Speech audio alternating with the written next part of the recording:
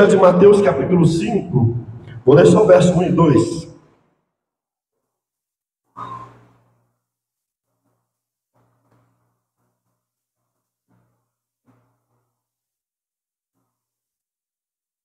Evangelho de Mateus capítulo 5.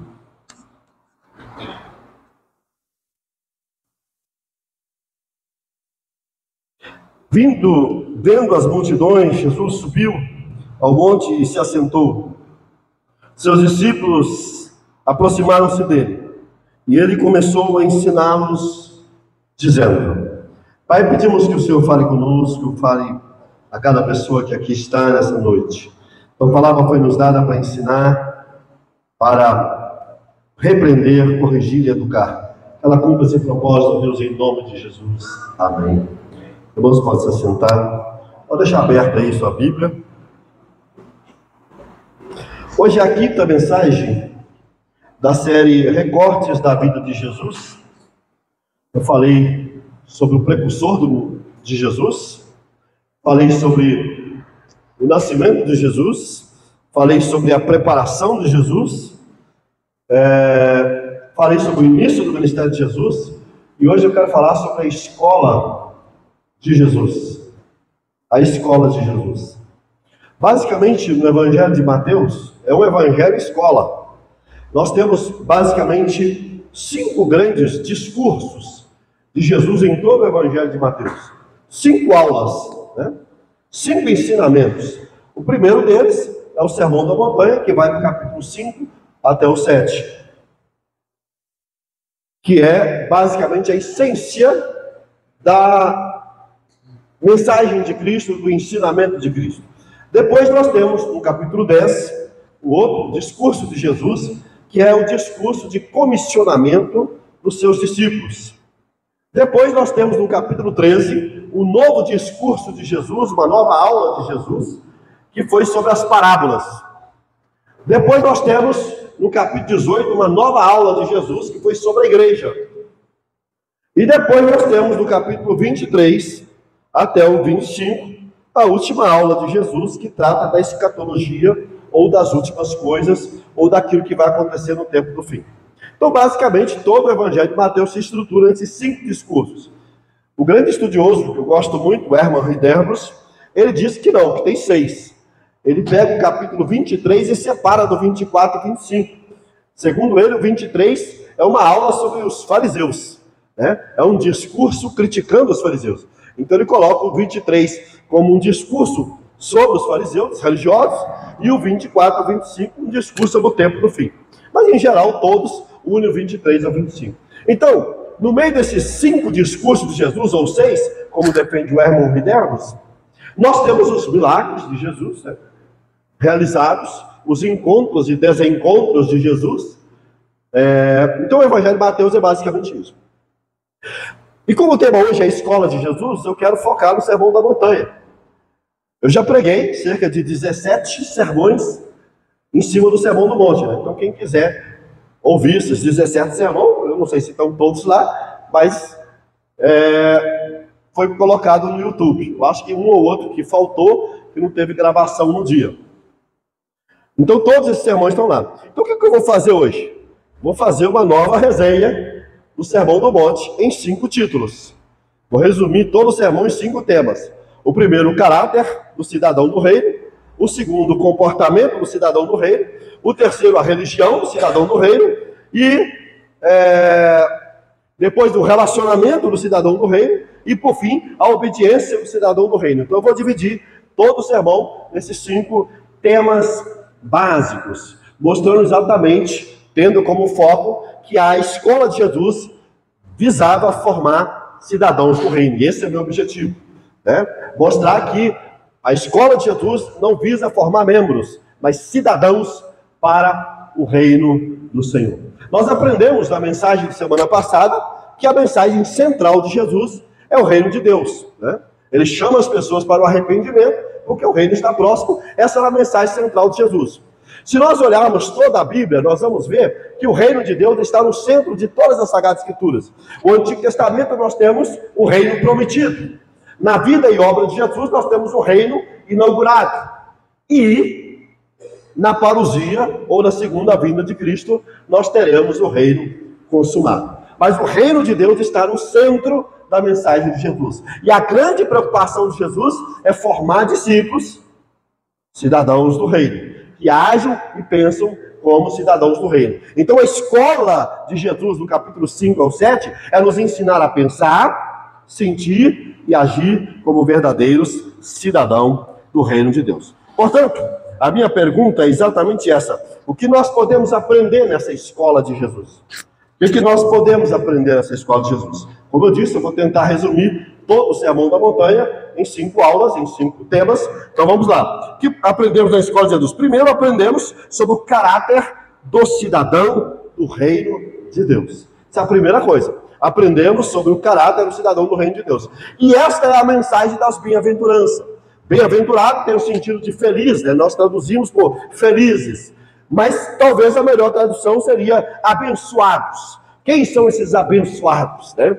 Então aqui ele vai colocar 8 características do caráter desse cidadão do reino. A primeira característica do cidadão do reino, do caráter do cidadão do reino, é que ele é pobre de espírito. E aqui nós temos que trabalhar um ponto importante, porque essa primeira bem-aventurança, bem-aventurados pobres de espírito, não podem ser traduzidos por pobreza material. Os teólogos da libertação fizeram muito isso.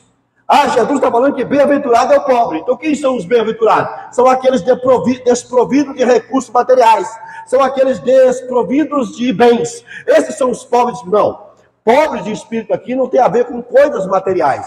Ele está dizendo que pobre do espírito aqui é aquela pessoa que não... Olha que coisa interessante, isso é um paradoxo. É aquela pessoa que sabe que não pode por si mesmo viver a vida na terra sem Deus. O pobre do espírito é aquele que sabe que ele não é autossuficiente, ou seja, ele é totalmente dependente de Deus. Esse é o pobre do espírito, é aquele que sabe que ele não se basta. E esse é um grande problema, porque muitas das vezes nós achamos que nós nos bastamos, que somos autossuficientes. A grande mensagem da primeira bem-aventurança é: sem Deus nada podemos fazer. É isso que está lá em João 15:5. Ou seja, a grande lição da primeira bem-aventurança é: vocês precisam de Deus para viver em todos os aspectos. Por isso que Paulinho vai dizer: nele vivemos, movemos e existimos. Ou seja, essa é a ideia do caráter do espírito, do caráter do cidadão do reino. Ele é pobre no sentido que ele depende de Deus. Ele não é autônomo. Ele não é autônomo. Ele não age por conta própria. Tudo que ele vai fazer, ele depende de Deus. A primeira marca do caráter do cidadão do reino é que ele é pobre de espírito.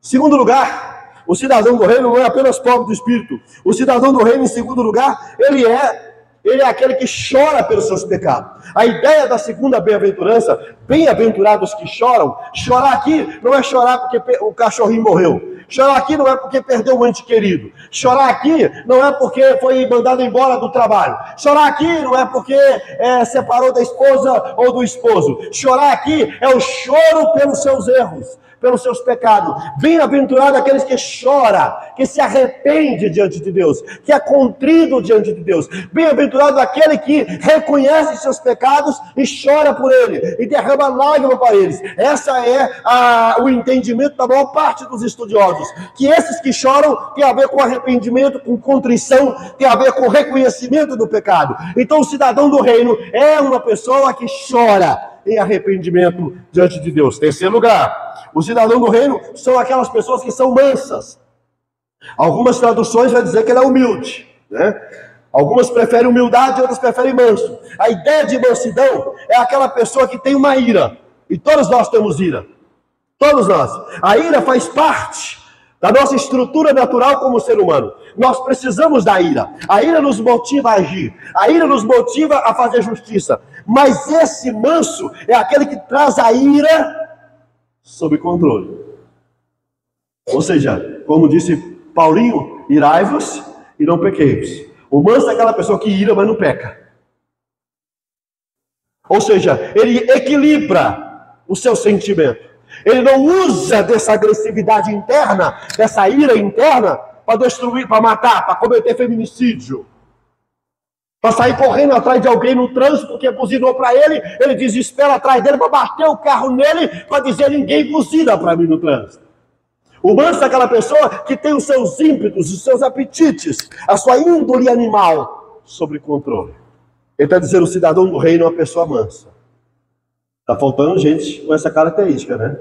No trânsito, no dia a dia. Se tivéssemos mais pessoas mansas, teria menos feminicídios, teriam menos homicídios, teria menos briga no trânsito. Mas uma quarta característica: o cidadão do reino também é aquela pessoa que busca justiça. Ou seja, ele faz da retidão o seu princípio de vida. Percebe como o cidadão do reino é diferente do cidadão do mundo? Ele é pobre no espírito, no sentido que depende de Deus. Ele chora no sentido de arrependimento. Ele é manso no sentido que controla seus ímpetos. E ele busca a justiça, ele busca o que é certo. Ele busca andar certo, ele busca o equilíbrio. Ele busca a retidão, ele busca a balança. Esse é o cidadão do reino. Ele não é aquela pessoa extremista. Ele não é aquela pessoa injusta, que tira proveito da circunstância. Ele é bem-aventurado, porque ele busca a justiça. Mas além disso, o que ele faz?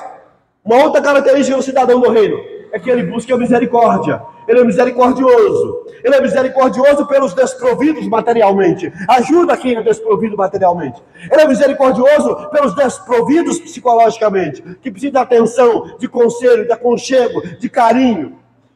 Ele é misericordioso com aquelas pessoas que precisam de algum tipo de ajuda na vida. Então ele age com misericórdia. Ele coloca o coração em cima da miséria do outro, da dor do outro, do sofrimento do outro. Esse é o cidadão do reino, diferente do cidadão pagão ou do cidadão do mundo. Mas é uma outra característica: o cidadão do reino, ele é puro de coração. E isso é um ponto importante, que quando nós vamos estudarmos sobre o comportamento, nós vamos ver que Jesus, ele prega uma ética do coração, uma ética da intenção. Jesus está dizendo assim: vocês têm que ter intenção pura. Então ele está falando, ele é puro de coração, significa, ele não pensa o mal do próximo, ele não pensa o mal do irmão, o mal da irmã, ele não tenta agir pelas costas, ele não é traiçoeiro, ele não é um fofoqueiro para destruir casamentos, para destruir ministérios, para destruir pessoas da empresa. Ele é puro na sua intenção do coração. Mas não só isso, o cidadão do reino é um pacificador. Ele não quer guerra, ele não é beligerante, ele não quer confusão, ele não quer divisão, ele quer ter paz, ele quer pacificar as pessoas. Ele sabe lidar com as diferenças. Ele sabe que o mundo é feito de pessoas que pensam diferente. Ele sabe que o mundo é feito de pessoas que têm opiniões políticas, opiniões religiosas, opiniões teológicas diferentes. E ele então busca pacificar. Mas aquele que não é cidadão do reino não quer a paz. Ele quer a confusão. Ele quer botar lenha na fogueira. Ele quer complicar as relações. Se a gente está dentro de casa, vamos buscar a paz dentro de casa. Vamos buscar a paz na empresa. Vamos ser um pacificador em todos os nossos relacionamentos. Pare de ser aquela pessoa que bota pilha e que tenta destruir. Mas há uma última característica. O cidadão do reino também são aqueles que são perseguidos. Perseguidos por amor a Cristo. Perseguidos por sua fé. Perseguidos por seus valores. Hoje nós não podemos mais dizer aquilo que nós pensamos. Porque toda vez que nós falamos o que nós pensamos, nós somos rotulados, estigmatizados. Se eu digo que o casamento homossexual não é de Deus e não é bíblico, nós somos rotulados, extremistas. Não é assim? Nós não podemos mais, de fato, afirmar nossa fé nas redes sociais. Nós não podemos mais afirmar nossa fé na escola. Nós não podemos mais afirmar nossos valores nas reuniões com as pessoas. Porque nós vamos ser perseguidos. Vamos ser chamados de misóginos, de intransigentes, intolerantes. Então, os discípulos de Jesus foram perseguidos. Jesus falou, eles me perseguiram e vai perseguir vocês também. O que nós aprendemos na escola do reino? Primeiro, nós aprendemos sobre o caráter do cidadão do reino. Segundo, o que aprendemos na escola do reino? Aprendemos sobre o comportamento do cidadão do reino. Do verso 1 ao 12, o caráter do cidadão do reino. Agora, do 13 ao 16, nós temos aqui basicamente todo o restante do capítulo 5, nós vamos estudar sobre o comportamento do cidadão do reino. E no verso 13 ao 16 nós aprendemos a primeira coisa: o cidadão do reino age no mundo como sal e luz. Esse é o comportamento dele. Ele age no mundo como sal e luz. O sal tempera, o sal dá sabor, o sal preserva, a luz dissipa as trevas, a luz expulsa a escuridão, a luz expulsa aquilo que está errado, a corrupção. Então, o cidadão do reino, ele age como sal e luz. O que isso significa? Significa que o cidadão do reino, ele é diferente. Nós somos diferentes. Quem é sal e luz é diferente. O cidadão do mundo não é sal e luz. Mas mais do que isso, nós não apenas somos como sal e luz, somos diferentes. Como sal e luz, nós fazemos a diferença. Porque o sal e a luz não é passivo, é ativo. O sal e a luz é uma ação na sociedade. O sal, quando entra na comida, ele dá sabor. Quando ele penetra a carne, ele dá sabor. Ele é ativo, ele faz mudança, ele interfere. E como cristãos, nós fazemos diferente. A luz, quando nós ligamos a luz, acendemos o interruptor, ela dissipa as trevas, ela faz diferença, ela muda o ambiente. Então não apenas somos diferentes, como sal e luz, nós fazemos a diferença. E mais do que isso, nós mantemos a diferença. Somos diferentes, fazemos a diferença e mantemos a diferença. Porque enquanto tiver o sal ali, tem sabor. Enquanto a luz estiver ali, as trevas não estão ali naquele lugar. Então nós somos diferentes. Aprendemos sobre o comportamento do cidadão do reino. O cidadão do reino age no mundo como sal e luz. Em segundo lugar, o cidadão do reino age no mundo com base na lei do reino de Deus. É isso que nós vamos aprender nos versos 17 ao 20. Os versos 17 ao 20 falam sobre a lei de Deus. E a primeira coisa que nós entendemos aqui é que o cidadão do reino não é um antinomista. O que é antinomista? Que é contra a lei. Antinomos é lei no grego. Antinomista é contra a lei. O cidadão do reino não é antinomista, ele não é contra a lei de Deus. Nós temos que separar a lei de Deus em três partes. Existe a lei civil, aplicada a Israel, lei de guerra, lei de território. Essa lei não tem aplicação a nós. Eu falei domingo passado, no meu sermão, sobre a teologia do domínio, dos 7 montes, e também sobre o teonomismo reconstrucionista. Palavras difíceis. E esses ensinamentos quer trazer a lei civil para o dia de hoje. Não pode. Segundo, existe a lei cerimonial, as festas, o tabernáculo, a Páscoa, a lei da cerimônia, da purificação. Essas leis cerimoniais também não se aplicam mais a nós. Sobra o quê? A lei moral. Então, o cidadão do reino ele não é antinomista porque ele acredita na lei moral. O código moral de qualquer sociedade ocidental está basicamente baseado nos 10 mandamentos. Repararam isso?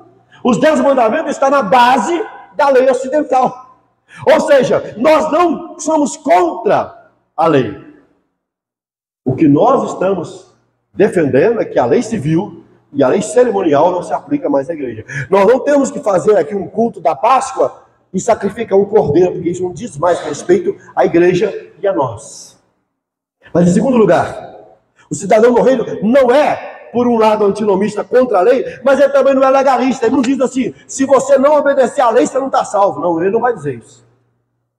Porque a lei não salva. Quem salva é Jesus. Nós obedecemos a lei por causa de Jesus. Jesus nos salvou e nos capacitou a colocar em prática a lei. Ou nos capacita pelo seu Espírito a colocar em prática a lei. Mas nós não fazemos da obrigação da obediência da lei uma necessidade para ser salvo. Por exemplo, a carta de Paulo aos Gálatas. Alguns estavam ensinando que as pessoas tinham que circuncidar.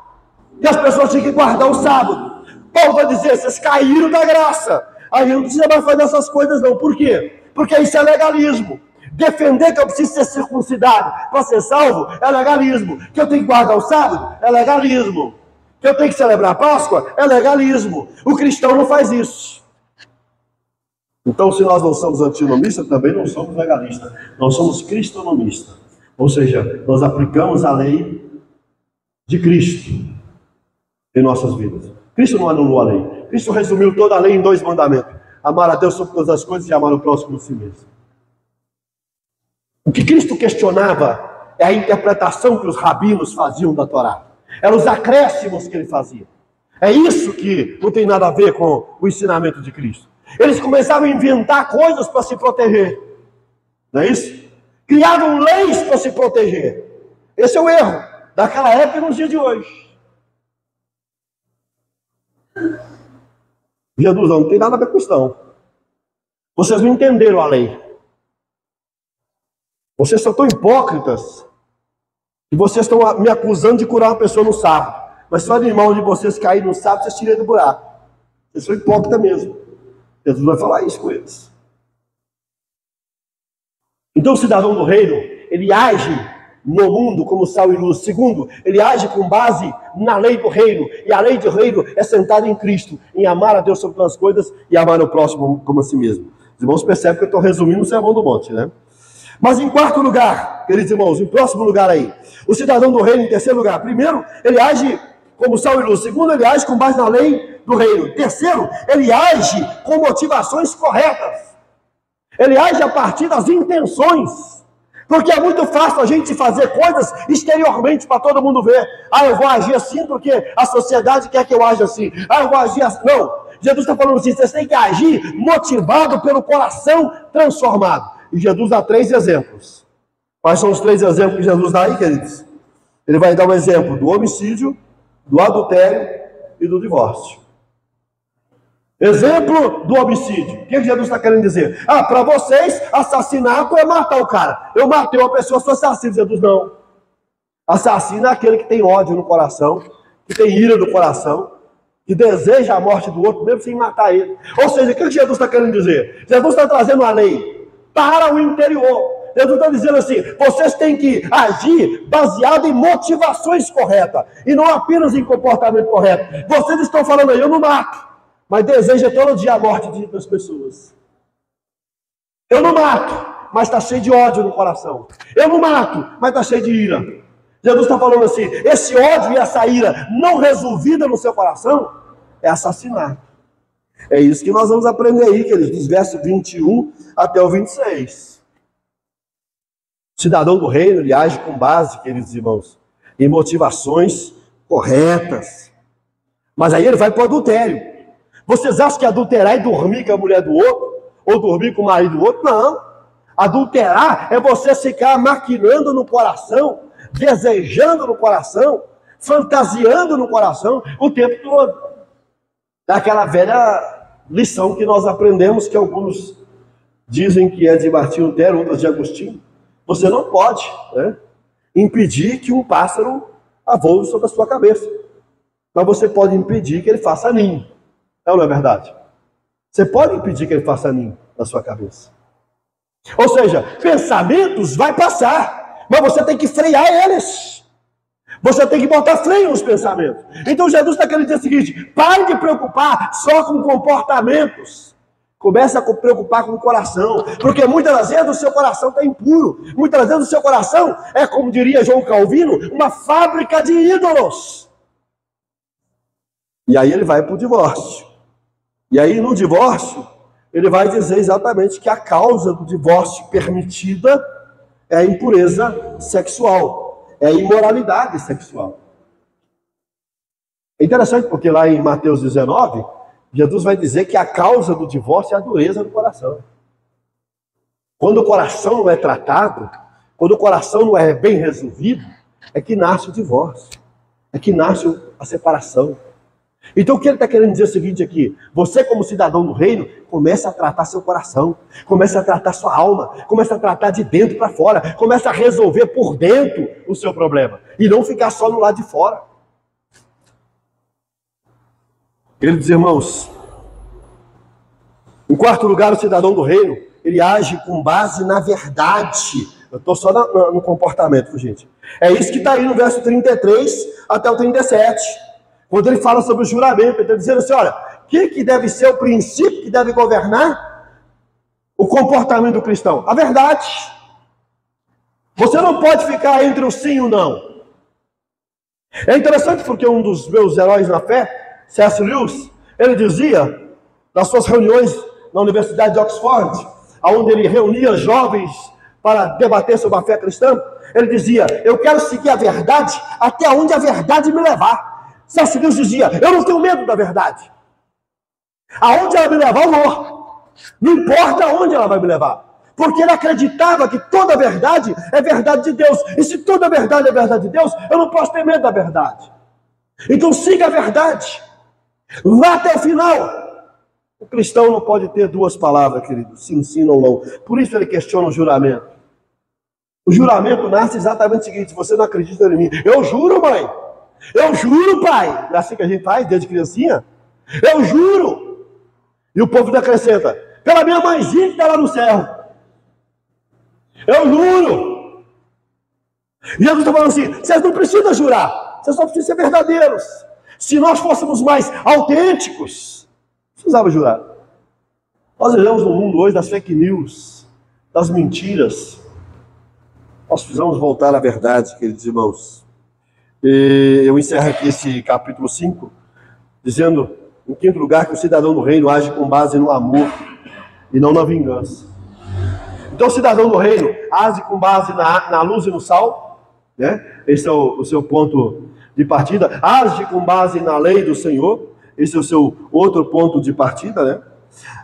E ele não pode deixar. Age com base em motivações corretas, ele age com base na verdade, e ele age com base no amor e não na vingança. Versos 38 até o 48. Queridos irmãos, o cidadão do reino não pode trabalhar e pensar em vingança. Eu não concordo com um cristão que está pensando em vingança.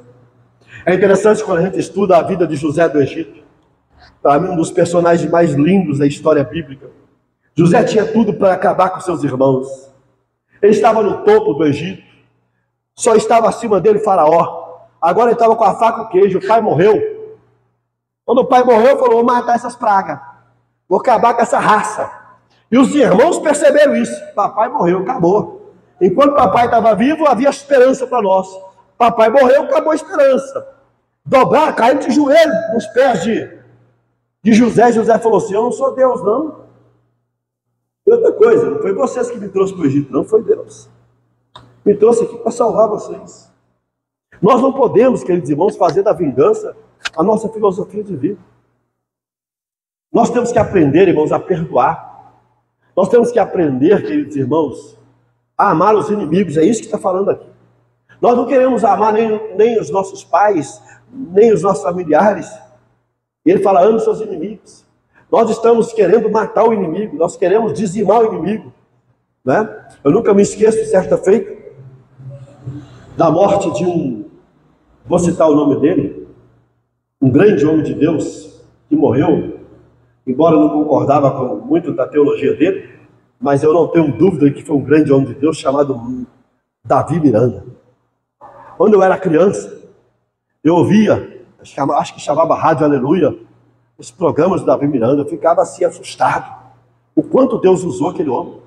Tinha uma teologia errada, era um homem sem muita cultura bíblica, teológica, mas foi usado por Deus. Eu nunca me esqueço de quando foi notificada a morte dele na época do Facebook. Uma das minhas amigas reformadas, que eu seguia naquela época lá do Facebook, ela falou assim: menos um herege na terra. Meu Deus, para que isso? Parece que a gente tem prazer na morte das pessoas que a gente não concorda com elas. Das pessoas, não, irmão, não temos que ter prazer na morte de ninguém. Deus é que dá a vida e é Deus que tira a vida. O lema do cristão é amar até as últimas consequências. E é interessante porque o verso 48 do capítulo 5 encerra assim: portanto, sejam perfeitos, como perfeito é o Pai que está no céu. É o vosso Pai celestial. Portanto, sejam perfeitos, como perfeito é o Pai celestial de vocês. Eu entendo pelo contexto que perfeito aqui é aquela pessoa que consegue amar os inimigos, amar quem te ofende, quem quer ser o mal. Tem muita gente que quer o mal da gente. Tem uns que a gente sabe quem é, né? Tem outros que a gente não sabe. Traiçoeiro. Jesus falou: ser perfeito. O que Jesus disse na cruz? Pai, perdoa-os. Eles não sabem o que fazem. O que Estevão disse quando estava sendo apedrejado às portas da morte em Atos 17? Pai, perdoa-os. Eles não sabem o que fazem. O cidadão do reino, queridos irmãos, não apenas tem um caráter diferente, mas ele tem um comportamento diferente. Mas aí entramos no capítulo 6. E o capítulo 6 nós aprendemos na escola de Jesus. O que aprendemos na escola de Jesus? No capítulo 6 a gente aprende sobre a religião interior do cidadão do reino. Aqui é um ponto interessante. No capítulo 6 nós aprendemos sobre a religião interior do cidadão do reino. Eu poderia resumir, basicamente, irmãos, do verso 1 até o 18. Perdão. Do verso 19, a partir do verso 19, no finalzinho do capítulo 6 aí, nós podemos trabalhar aí a questão da religião interior do cidadão do reino. Do verso 19 em diante, nós vamos aprender, queridos irmãos. Na verdade, deixa eu voltar aqui. No capítulo 6, nós vamos aprender duas coisas sobre a religião interior. Primeira marca, ela não é exibicionista. Grava aí. Primeira marca da religião interior, ela não é exibicionista. É a primeira marca. É isso que você vai ver, basicamente, do capítulo 6, do verso 1, até, queridos irmãos, o verso 18. A religião do crente não é exibicionista. Por quê? Porque se você pegar o capítulo 6, do 1 até o 4, ele está falando de esmola. E o que ele está querendo dizer? Que nós, quando dermos esmola, não devemos fazer nada para aparecer. Por quê? A religião farisaica, a religião exibicionista, ela faz para aparecer. Eu quero que todo mundo saiba a oferta que eu dei. Eu quero que todo mundo saiba o valor que eu dei. É aquelas pessoas, por exemplo, que dão um presente, como eu falei aqui semana passada, ela dá um presente para alguém, como um desses riquinhos aí do Brasil, famosos, deu um apartamento para funcionária e fez um vídeo entregando a chave do apartamento, mostrando o apartamento, dizendo, olha o que eu dei para minha funcionária, para que todos possam aplaudir ele nas redes sociais. Ele quer fazer o quê? Ele quer exibir sua caridade. Ele quer exibir sua bondade. É isso que muitos fazem. As pessoas vão lá para Mariana, ou vai lá para onde tiver o catástrofe, em Brumadinho, ou ele vai lá para Porto Alegre, ele tira fotos para exibir nas redes sociais. Olha como eu sou bonzinho. E muitos pastores fazem isso. E muitos cristãos fazem isso. E Jesus está dizendo aqui, exatamente no verso 1 ao 4, quando você ajudar alguém, não exibe não. Não apareça não. Não fica dizendo para todo mundo assim, olha, eu ajudei aquele irmão. Eu ajudei aquela irmã. E aí você vai para a oração, do verso 5 até o verso 15. E Jesus fala assim, quando você for orar, entra no seu quarto. Tem uma relação individual com Deus. Tem uma comunhão pessoal. Não fica exibindo a sua vida de oração. Tem gente, irmãos, que faz selfie do momento de oração. Estou aqui, orando por você. Nessa madrugada fria, 5 graus abaixo do zero. A gente já ganhou o galardão dele, não é verdade? Eu estou aqui no monte, com todos os seus pedidos. Nós queremos fazer marketing da nossa espiritualidade. Jesus está falando assim, a religião do coração, a religião interior, ela não é exibicionista. Entra no seu quarto, fala com Deus. Ele vai te ouvir em secreto.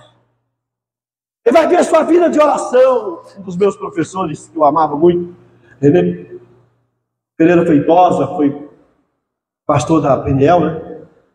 Pai do Reuel Feitosa, foi meu professor. Ele dizia o seguinte, que toda vez que ele pedia alguma pessoa para orar no culto, aí ele falava assim, irmão fulano e tal vai fazer oração. O irmão gastava 10, 15 minutos orando. Ele falou, eu descobri uma coisa, quem ora muito no culto não ora nada em casa. Porque ele quer aparecer para todo mundo. Isso era a opinião do René. Queridos irmãos, que espiritualidade exibicionista. E aí quando você vai para o jejum, mesma coisa. O cara vai jejuar, ele não lava o rosto, não tira a remela. Ele vai jejuar, ele não penteia o cabelo. Ele quer que todo mundo saiba que ele está jejuando. Não, hoje eu estou em jejum, para todo mundo ouvir. Porque ele quer exibir sua espiritualidade. Cidadão do reino, queridos irmãos, ele tem uma religião mais interior do que exterior, mais do coração do que da aparência. Mas há uma segunda característica na religião do cidadão do reino. Primeiro, ela não é exibicionista. É isso que você vai ver aí do verso 1 do capítulo 6, até, queridos irmãos, o verso 18. Mas em segundo lugar, a religião do cidadão do reino não é ambicionista. Ela não é exibicionista e não é ambicionista, ou seja, ela não está preocupada com ambições desse mundo. É isso que ele vai colocar aí no verso 19, quando ele fala do tesouro, no verso 25, quando ele fala da preocupação da vida. Ele está falando dessa religião, que não é ambicionista, que não faz do metal, da busca material, o seu alvo. Eu falei na discussão nossa lá no nosso PG, agora da sexta-feira, naquele item que a gente comentou sobre Jesus converteu pescadores de peixes em pescadores de homens. Eu disse que muitas das vezes, uma aplicação, a gente trabalhando a aplicação no PG, eu disse que muitas das vezes nós estamos vivendo preocupados só em pescar peixe. Esse peixe é o seu sonho. Esse peixe é o seu crescimento profissional.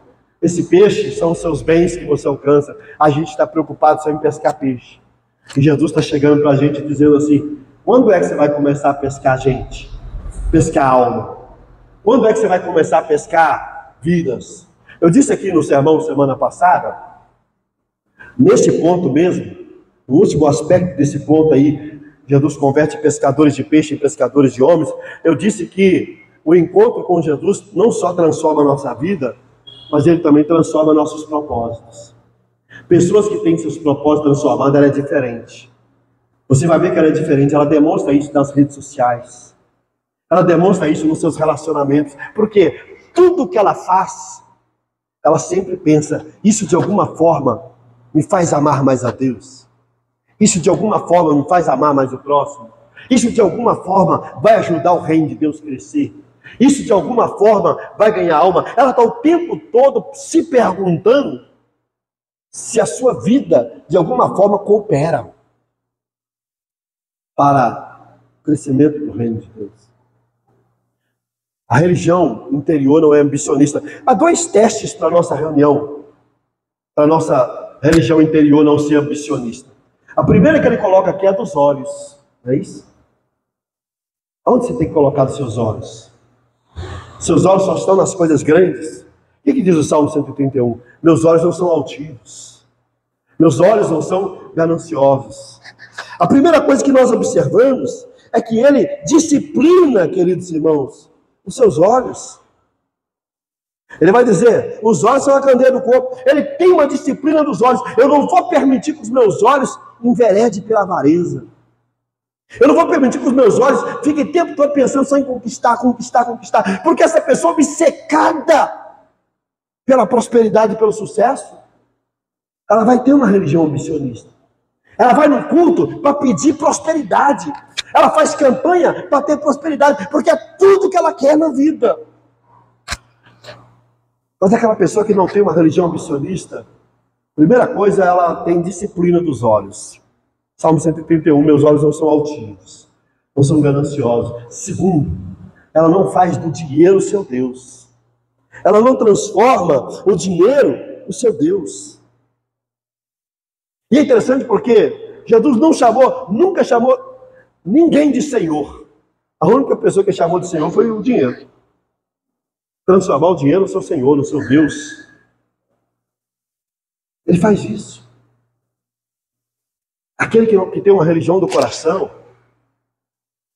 ele disciplina seus olhos para olhar para o autor e consumador da fé. É claro que Deus pode te dar riqueza, como deu a Abraão, Jó e tantos outros. É claro que ele pode te dar prosperidade, mas os seus olhos não podem estar nisso em primeiro lugar. Você não pode alimentar esse Deus do dinheiro, fazer dele o seu Senhor, a ponto de você sacrificar qualquer coisa. Uma terceira coisa, queridos irmãos, é que além de ter disciplina dos olhos, não fazer do dinheiro o seu Deus, ele busca em primeiro lugar o reino de Deus, é isso que está aí. Ele busca em primeiro lugar o reino de Deus. Nós ficamos ansiosos pelo que vamos comer, pelo que vamos beber. Nós vivemos o tempo todo como é que vai ser o dia do amanhã. E tudo que a gente faz é governado por isso. Mas o cidadão do reino, queridos, não se deixe dominar por essas coisas. Verso 33, busque, pois, em primeiro lugar o reino de Deus e a sua justiça, e todas essas coisas lhe serão acrescentadas: comer, beber, vestir. Nós temos que ter plano de vida, nós temos que ter meta, nós temos que sonhar, mas nós temos que equilibrar tudo isso. Sempre colocar Deus em primeiro lugar. Deus, é isso que o Senhor quer para mim? É assim que o Senhor quer que eu viva? Cidadão do reino, queridos irmãos, ele tem um comportamento diferente, ele tem um caráter diferente, mas ele tem uma religião diferente. Sabe o que está acontecendo no mundo hoje? Nós estamos em busca de uma religião estética, da aparência, uma religião exterior, onde queremos mostrar para todo mundo. Qual é a marca de que você é uma pessoa abençoada? O carro novo, a casa nova. Essa é a marca. Aí Deus coloca um João Batista na frente da gente para humilhar a gente, que vivia com roupa de pobre. Será que Paulo era um homem assim? Eu nunca me esqueci de um pregador dizendo que Jesus escolheu um burrinho para entrar em Jerusalém. Na época ele falou, se fosse hoje, Jesus ia falar, vai lá na casa do empresário, diz que aquela Ferrari que está lá é a Ferrari que eu vou entrar em Jerusalém. Jesus entraria, né? Hoje tem carros melhores do que Ferrari, mais caros. Essa é a visão. Alguém diz assim, que a preocupação de Jesus era com isso. Eu não tenho nem onde reclinar a cabeça. Jesus fez a ceia no local emprestado. Vocês vão achar um cara no meio da rua aí, carregando a água ali, fala com ele que vou ir para lá, fazer a ceia lá. A Páscoa vai ser na casa dele. O cenáculo já está mobiliado, tudo prontinho, é lá. Era na casa do outro. Queridos irmãos, capítulo 7, que aprendemos na escola de Jesus. Primeiro aprendemos sobre o caráter do cidadão do reino, sobre o comportamento do cidadão do reino. Terceiro, sobre a religião interior do cidadão do reino, capítulo 6. E no capítulo 7, nós vamos trabalhar duas coisas. O que nós aprendemos, queridos irmãos, na escola do reino? Aprendemos sobre os relacionamentos do cidadão do reino. O relacionamento do cidadão do reino. E aí no capítulo 7, nós vamos ver em primeiro lugar, no verso 1 ao 6, que o relacionamento do cristão, do cidadão do reino, é marcado pela misericórdia. É marcado pela misericórdia. Olha aí, já começa assim, não julguem para que não sejam, não julguem para que vocês não sejam julgados. Pois da mesma forma que julgarem, vocês serão julgados. À medida que usarem, também será usada para medir o outro. Porque você precisa, repara o cisco que está no olho do irmão, e não se dá conta da viga que está no seu próprio olho. Como você pode dizer a seu irmão, deixe-me tirar o cisco do seu olho, quando há uma viga no seu? Hipócritas, tire primeiro a viga do seu olho, e então você verá claramente para tirar o cisco no olho do irmão. Não dê o que é sagrado aos cães, nem tire suas penas aos porcos. Caso contrário, esses as pisarão, e aqueles voltarão contra vocês e despedaçarão. Ou seja, ele está falando que os nossos relacionamentos têm que ser marcados pela misericórdia. Sabe por que nós julgamos tanto? Porque a gente tem pouca autoconsciência. Se a gente tivesse autoconsciência dos nossos limites, das nossas fragilidades, dos nossos erros, a gente julgava. Por isso Jesus falou assim, olha, o problema não é julgar. Esse não é o problema. O problema todo é que vocês querem julgar quando vocês não estão enxergando corretamente.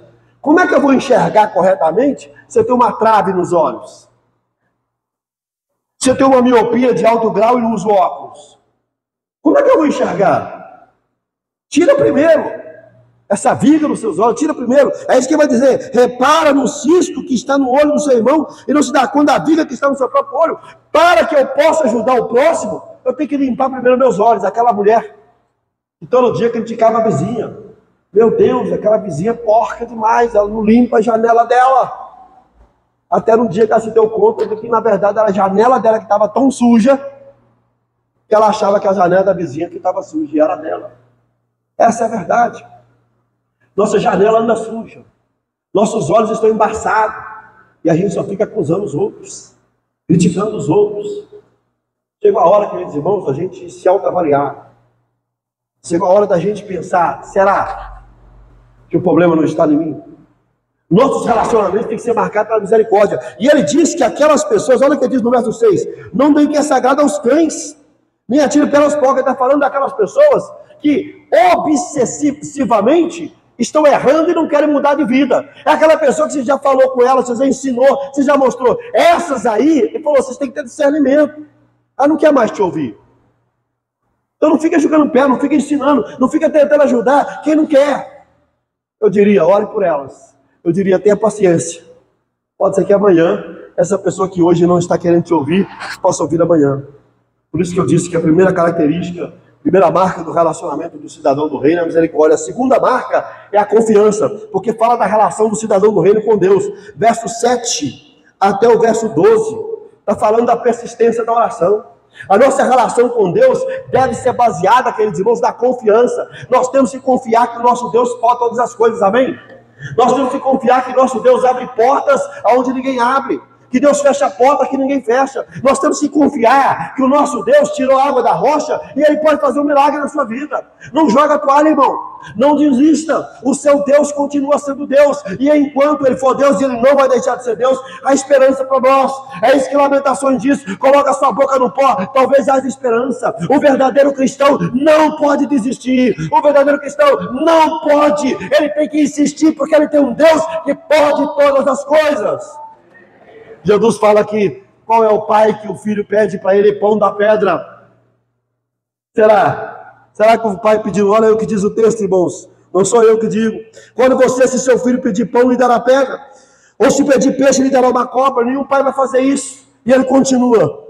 Se vocês, apesar de serem maus, limitados, sabem dar boas coisas aos seus filhos, quanto mais o pai de vocês. Confie em Deus, amém? Está doente, confie em Deus. Está passando um perrengue na vida, confie em Deus. Não desista. Está aí o Dua. Tirou a carteira do motorista. São 20 anos, irmãos. 20 anos e o Dudu não desistiu.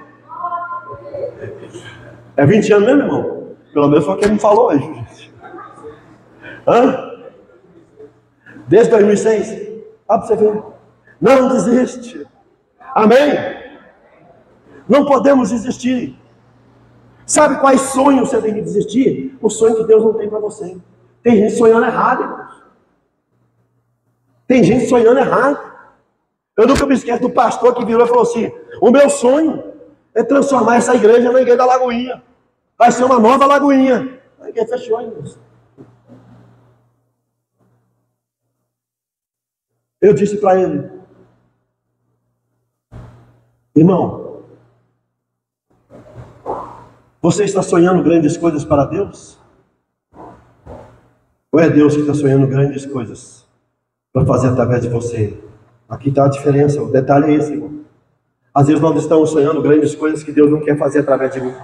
Davi falou, vou construir um templo, e Deus disse para ele, não te chamei para construir templo, fica quietinho no seu canto. Tem muita gente querendo dar uma de Davi, vou construir templo, vou fazer isso, e Deus falou, não te chamei para isso. Nós temos que discernir o que é de Deus e o que é simplesmente um coração doente, ambicioso. A marca da nossa relação com Deus é a confiança. Terceira marca do relacionamento, primeiro, é a misericórdia, a relação com os irmãos. A confiança é a relação com Deus. E terceiro, irmãos, marca dos relacionamentos, queridos irmãos, é o caminho estreito. O cristão precisa trazer o caminho estreito para a sua vida relacional. É isso que nós temos do verso 13 ao 14. Jesus vai falar sobre... Ele vai dizer, entre pela porta estreita, pois larga a porta e amplo o caminho que leva à perdição. E são muitos que entram por ela. Como estreita é a porta e apertar o caminho que leva à vida, são poucos que entram por ela. Ele está dizendo assim, use a ética do caminho estreito nos seus relacionamentos, na sua vida. Caminho largo é o caminho da tolerância ao pecado. Caminho largo é o caminho da tolerância ao erro. Caminho largo é o caminho da tolerância ao politicamente correto. Caminho estreito é o caminho da renúncia, da abnegação, não deixar Deus ser Deus.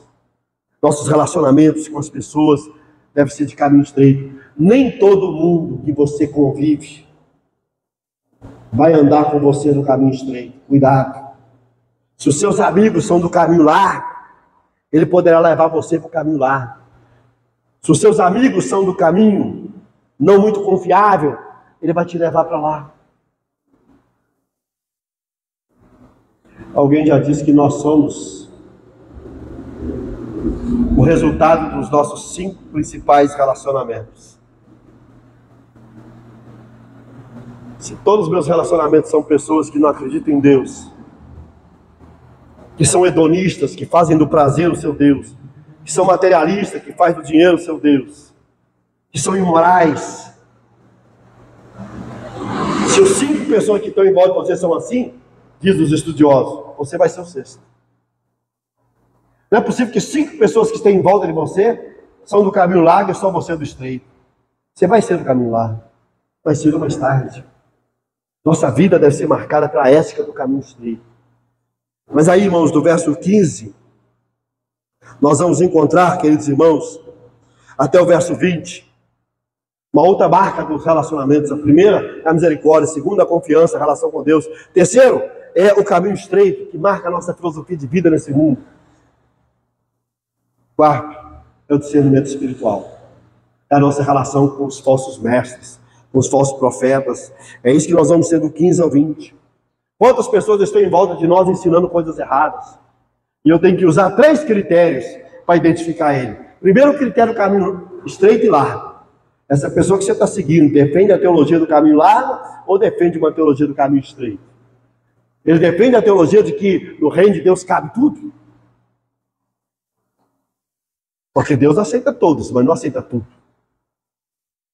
Segundo critério, é o critério que nós não podemos esquecer do fruto. Né? Será, queridos irmãos?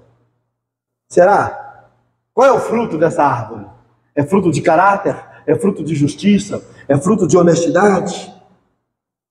Esse é o fruto que nós observamos? Nós temos que pensar muito nisso. Ele vai dizer aqui, ó, toda árvore que não produz bons frutos é cortada e lançada no fogo. Assim, pelos frutos vocês o conhecerão. Ele está falando dos falsos mestres.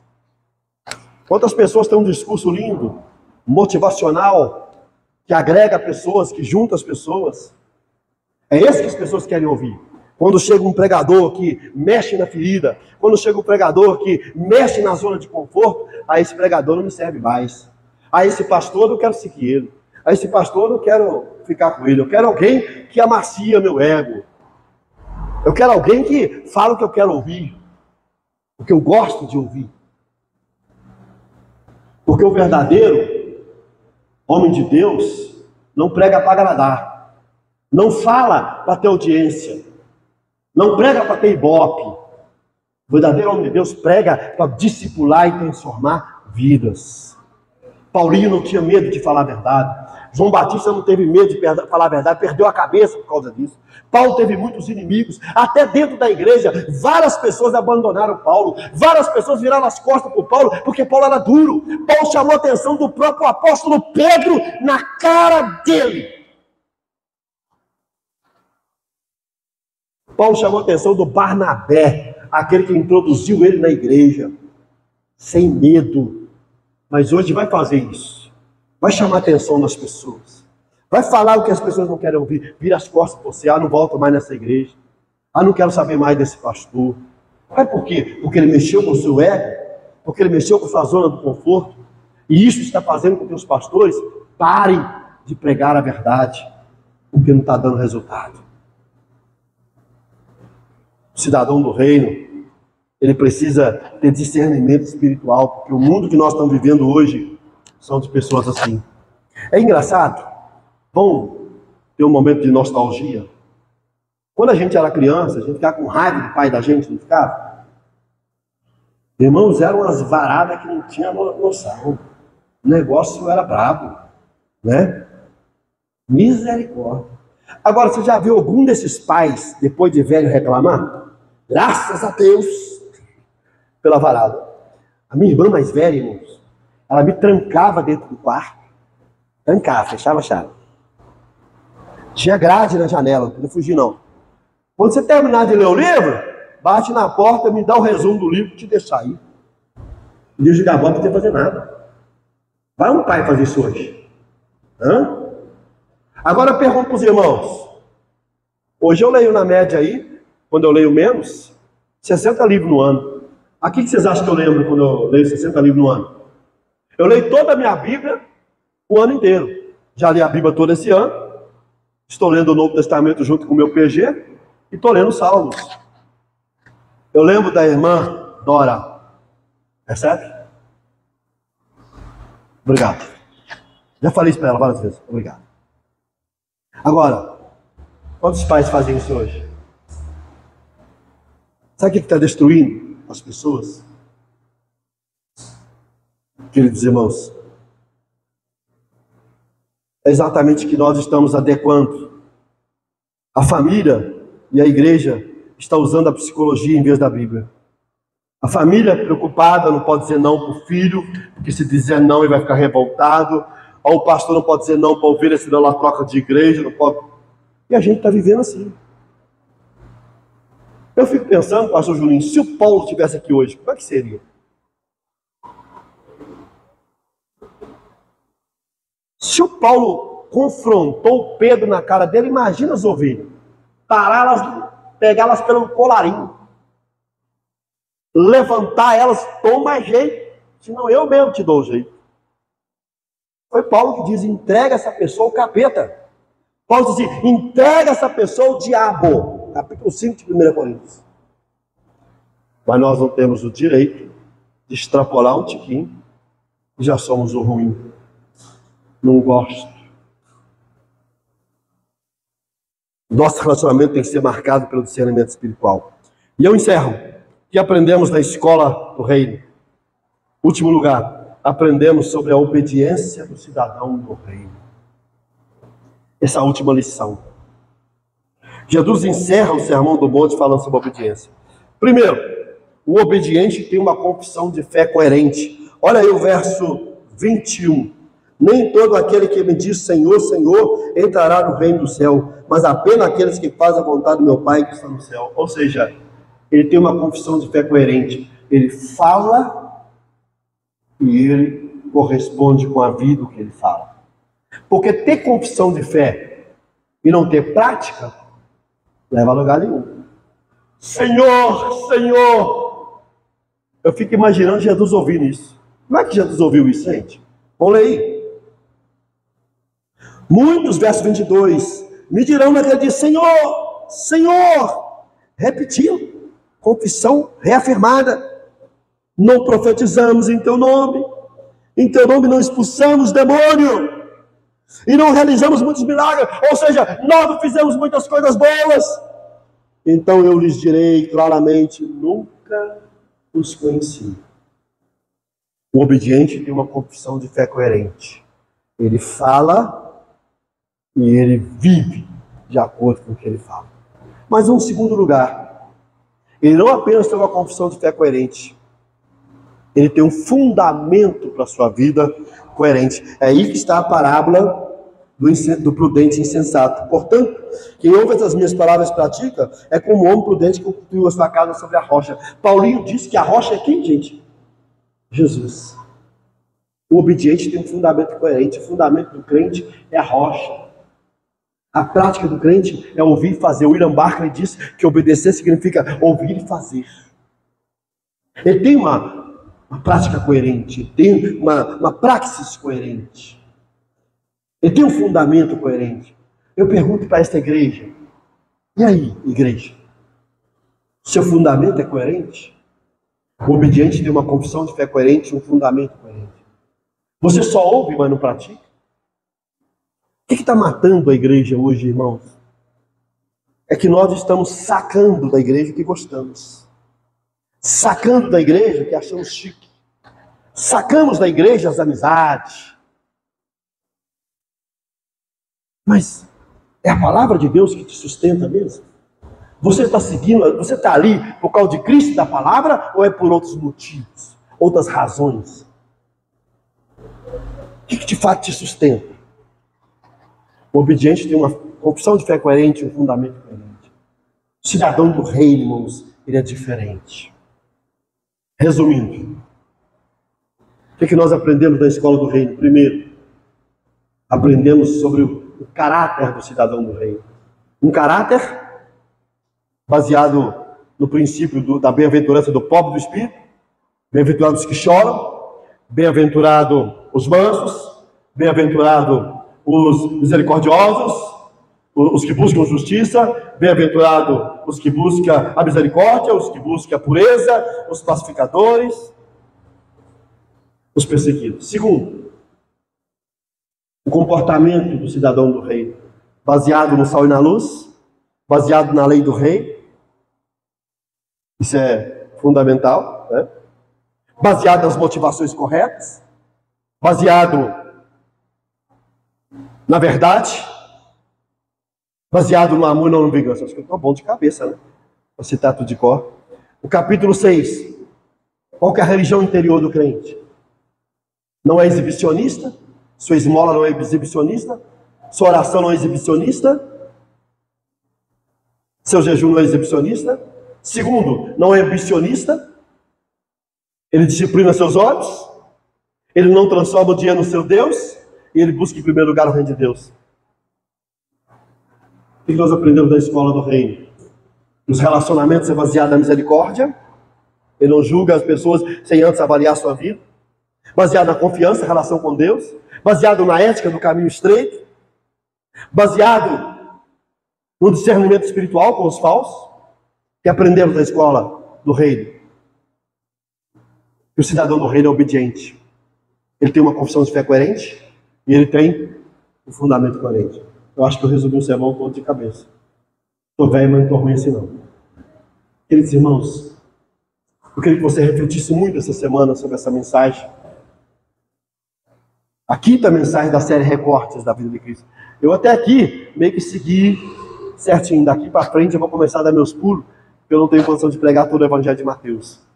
Então eu vou ter temas mais salpicados daqui para frente. Mas eu queria que você gravasse muito essa reflexão. Eu preguei, quem quiser aprofundar o Sermão do Monte, eu preguei 16 ou 17 sermão sobre o Sermão do Monte. Acredito que a maioria deve estar lá no YouTube. Você pode ouvir todos. Mas eu queria que você parasse e pensasse. Que tipo de cristão você é? Que tipo de igreja você quer para a sua vida? Que tipo de pastor você quer para a sua vida? É baseado nos conceitos do reino de Deus? Vamos colocar de pé, queridos.